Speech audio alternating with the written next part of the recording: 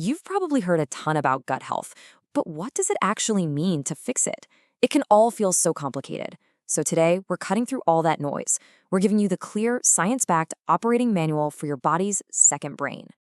Yeah, I know, that sounds pretty dramatic, right? But it's a biological reality. See, when we don't give our internal ecosystem the right fuel, those bacteria can start to munch on the protective mucus lining of our own intestines. And this isn't some small thing.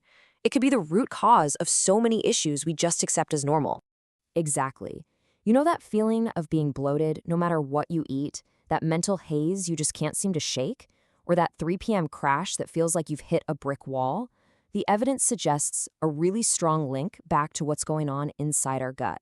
But the good news is, you don't just have to live with it. And that's what this is all about. We are going to walk through 5 concrete, totally natural keys to help heal your gut. And look, this isn't about buying expensive supplements or going on some crazy restrictive diet. It's about understanding and working with your body's own incredible built-in systems.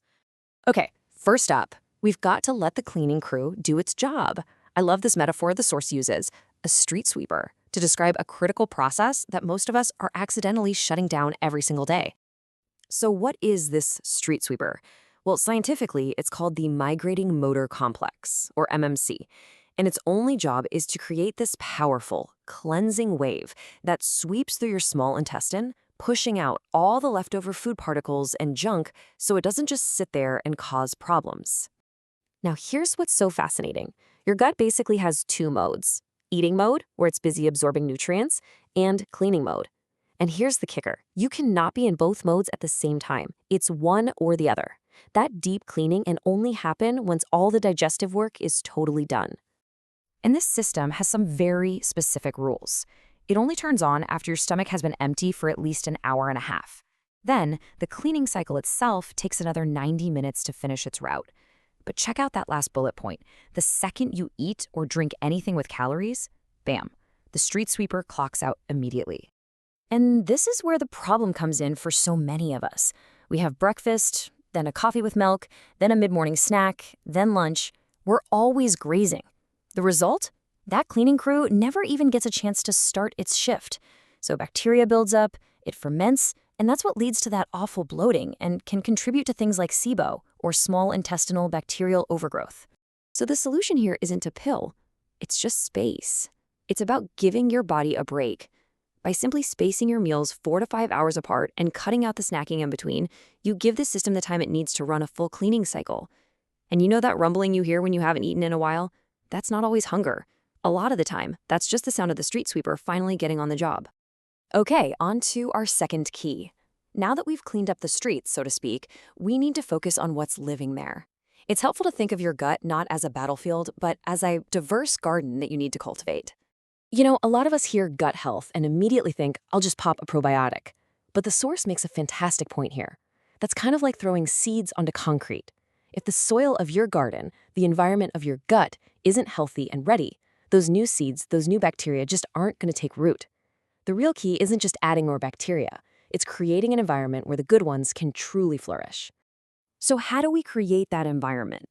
Well, the American Gut Project, which was this massive citizen science study, found that the single strongest predictor of a healthy gut wasn't whether someone was vegan or paleo or anything like that.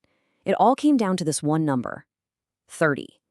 Eating 30 or more different types of plants every single week. Now, I know what you're thinking. 30? That sounds like a lot. But look at what actually counts. It's not just 30 different kinds of kale. It's your vegetables, fruits, nuts, and seeds. But it's also the basil and oregano in your pasta sauce, the cinnamon on your oatmeal, the handful of beans in your chili. All of a sudden, 30 sounds way more doable, right?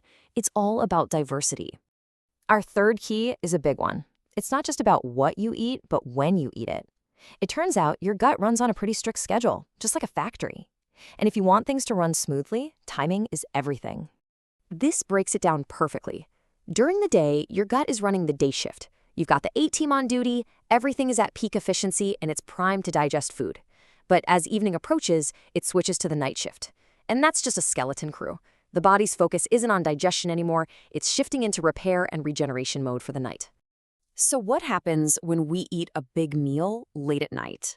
Well, we're basically dumping a massive project on that tiny skeleton crew right before closing time. And there are real consequences. The food just sits there longer, which can cause inflammation. It leads to higher blood sugar. And your body has to divert precious energy away from deep sleep and cellular repair just to deal with that meal. It can even mess with the very bacteria that help you sleep well. The fix here is actually really simple. Just try to align your eating with your body's day shift. This is sometimes called time-restricted eating. And no, it's not about starving yourself. It's just about giving your body a nightly break. By keeping your meals inside a 10 to 12-hour window, say from 8 a.m. to 8 p.m., you give your body that whole overnight period to focus on its critical repair work. All right, key number 4 is fascinating because it has nothing to do with food. You could have the most perfect diet, timed absolutely perfectly, but if your nervous system isn't in the right state, your digestion will literally be turned off. We have to learn how to manually flip the on switch.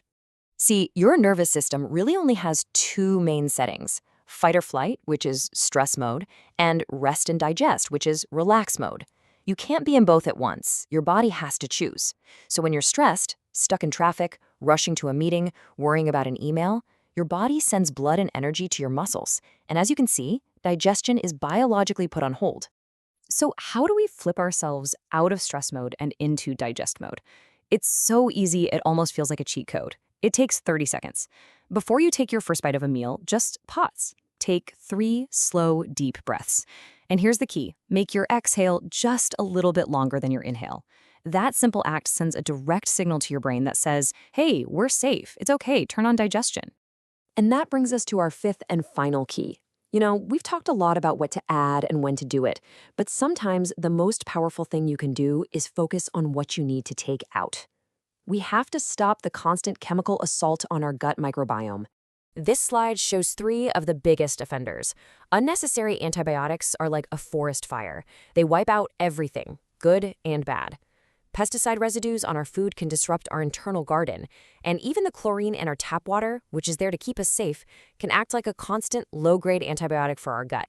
The defense is all about being a little more mindful, filtering your water, choosing organic for the big offenders when you can, and just being prudent about antibiotic use. So let's put it all together. Here it is, your gut health operating manual. For the street sweeper system, you space your meals. For your garden, you eat 30+ different plants. For the day shift, you eat in a 10 to 12-hour window. To flip the on switch, you take 3 deep breaths. And to play defense, you reduce your exposure to toxins. See? Each one is a simple action that works with your body, not against it. And here's the most hopeful part of all of this.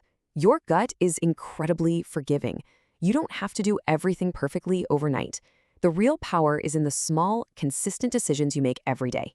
So, looking at these 5 keys, I'll ask you, what's the one small decision you'll make for your gut today?